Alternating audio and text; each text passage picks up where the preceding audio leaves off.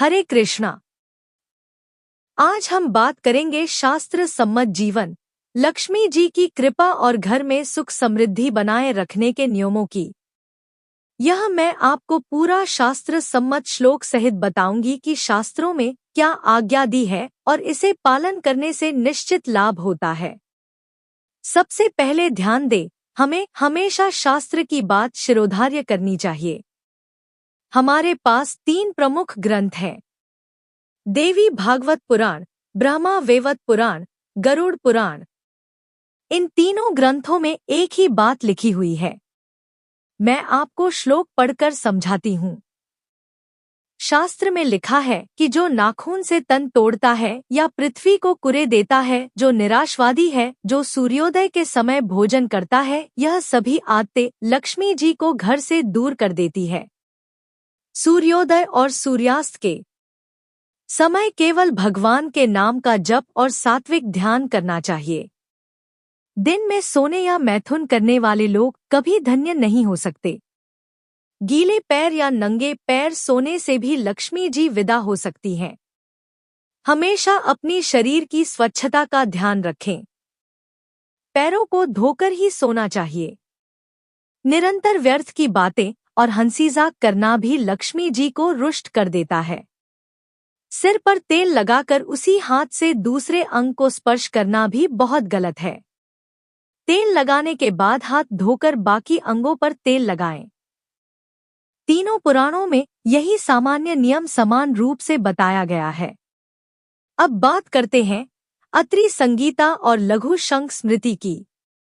इनमें भी लक्ष्मी जी के लिए सात्विक और शुद्ध जीवन का वर्णन है। श्लोक के अनुसार दिन में कैथ की छाया या रात्रि में दही भूलकर भी नहीं खाना चाहिए। सूर्यास्त के बाद दही का सेवन नहीं करना चाहिए।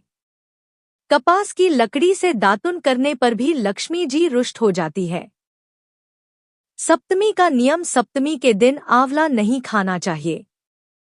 1 महीने में 2 बार सप्तमी आती है। यदि आंवला एकादशी आए तो उस दिन खा सकते हैं।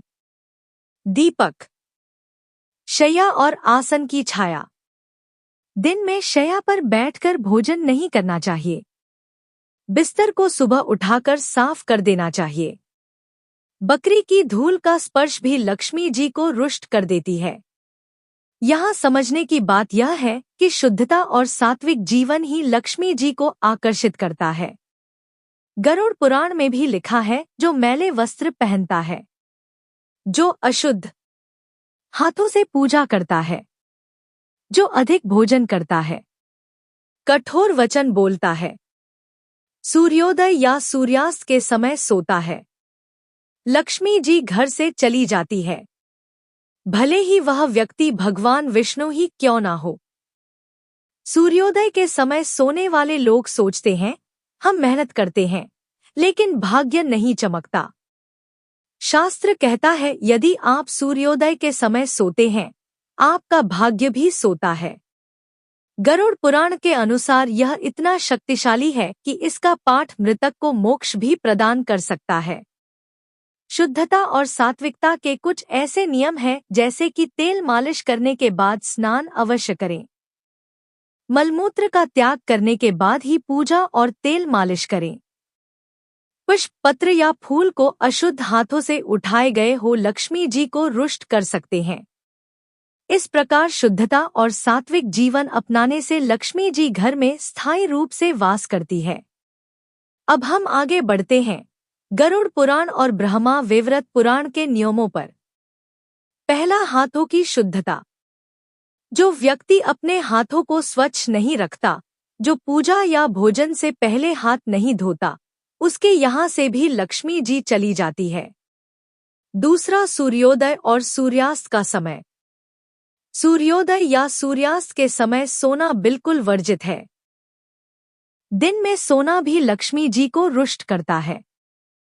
अगर वृद्ध या बीमार है तो शास्त्र में छूट दी गई है। तीसरा, अधिक भोजन और कठोर वचन। बहुत भोजन करना या कठोर वचन बोलना भी लक्ष्मी जी को असंतुष्ट करता है।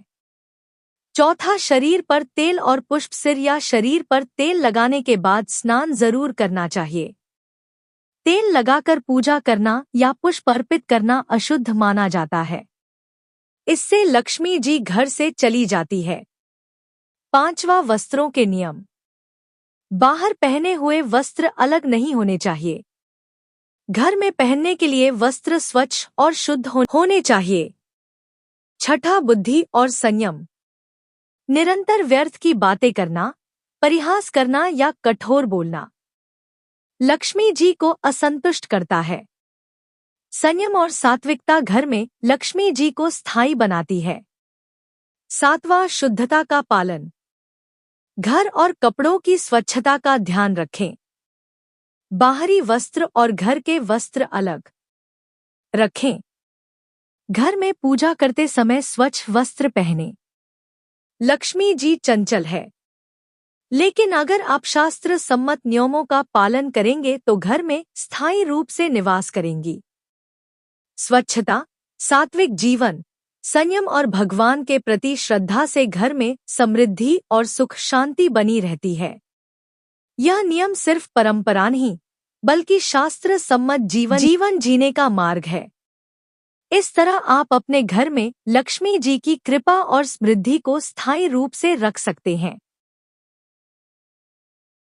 यह तमाम जानकारी जनरुचि को ध्यान में रखकर दी जा रही है।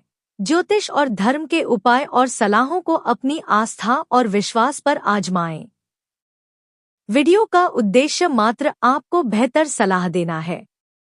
इस संदर्भ में हम किसी प्रकार का कोई दावा नहीं करते हैं। दोस्तों, अगर ये जानकारी उपयोगी लगी तो हमारे चैनल धार्मिक कहानियां भजन एंड कीर्तन को लाइक करें, कमेंट करें, शेयर तो जरूर करें और चैनल सब्सक्राइब करके नोटिफिकेशन को ऑल पर सेट कर ले। वीडियो पूरा देखने के लिए और हाइप के ऑप्शन पर क्लिक करना न भूले। आपका सहयोग बहुत ही मायने रखता है। ऐसी और नई वीडियो देखने के लिए हमारे चैनल को सब्सक्राइब करें। वीडियो पूरा देखने के लिए धन्यवाद। जय मां लक्ष्मी।